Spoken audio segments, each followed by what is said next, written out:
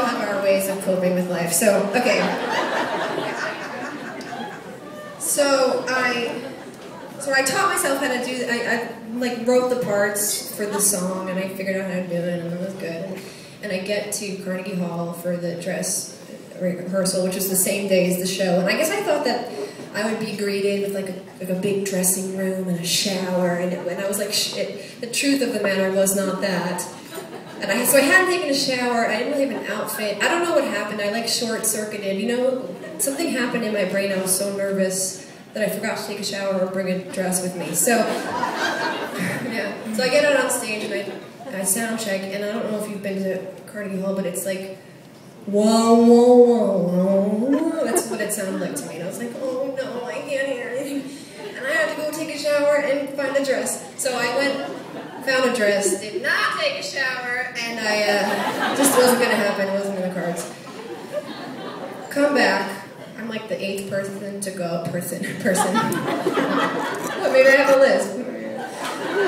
And everyone's going on and doing really well, and I'm like, why couldn't I just sing the stupid song with the piano? Why did I have to pick this piece of machinery that could go crazy on me? And I was just like, eating myself up alive. I was so scared. And I asked my friend Chris to play upright bass with me, so I wasn't alone. And he was like, "We're gonna be cool. This is awesome." Yeah, right. We get on stage, and he's like pale and sort of sweaty and just like, oh, I'm like, "You're my rock." And I made like some joke. You don't really make jokes at Carnegie Hall, I feel like. Because nobody could understand what I was saying, so it was like, oh, right?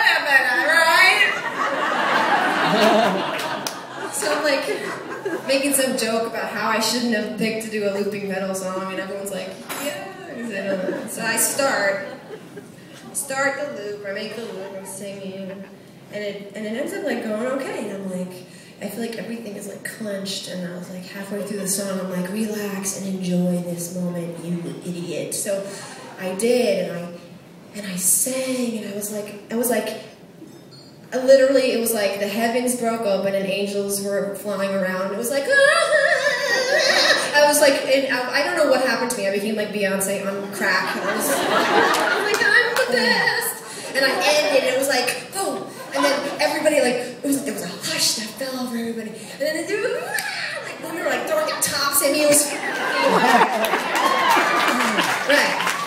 Yeah, bravo, good for me. Okay. I get what's coming to me. So I hadn't eaten anything all day, and there was an after party here, right here, where the wine flows like water or champagne. That was like drinking, and I don't drink a lot. I'm a 2-drink, like, fall asleep headache person. So I was so nervous that I just kept, and the nerves lasted, so I'm drinking and drinking, champagne. And I see Michael Stipe, the lead singer of R.E.M, right?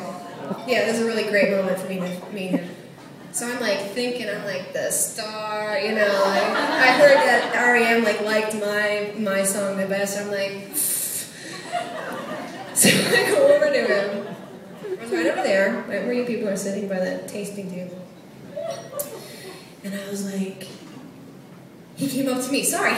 But I like, you know when you see somebody, you're like, I'm gonna walk near him and maybe he'll notice me. Which he did. And he's like, oh, it was really wonderful what you did tonight. And I looked at him and I was like, yeah.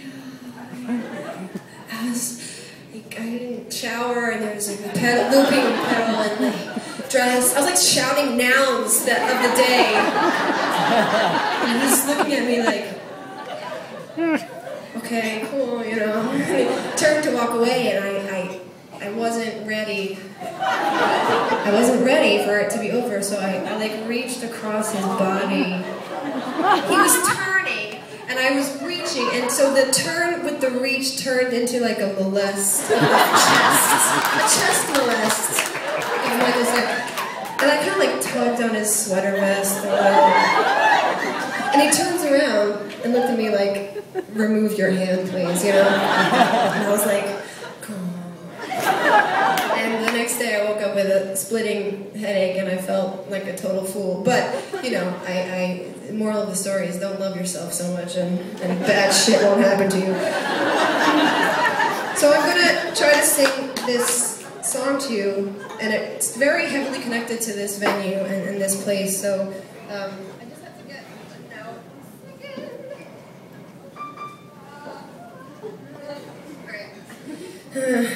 Alright, I'm nervous again. Here we go. So here we go. Oh, sorry. I do that to things. Nice for me.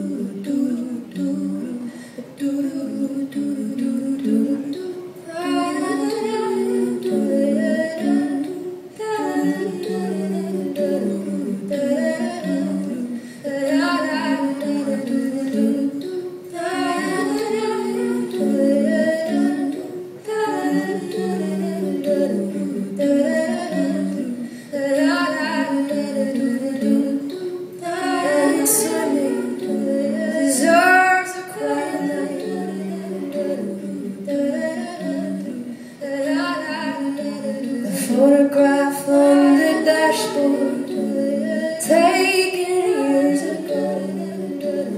Turn around backwards so the wind changes. Every street light reveals a picture in reverse. Still it's so much clearer. And I forgot my shirt at the water's edge. The morning's looked on my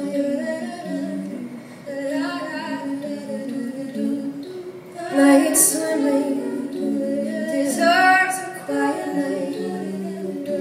I'm not sure all these people understand.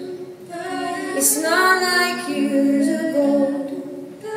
The fear of getting caught and the recklessness of water. They cannot see me naked.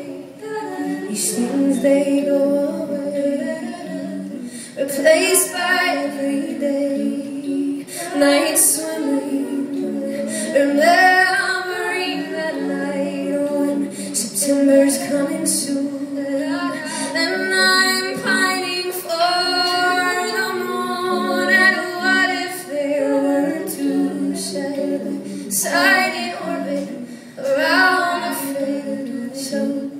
That bright tide, forever drawn, cannot describe night swimming.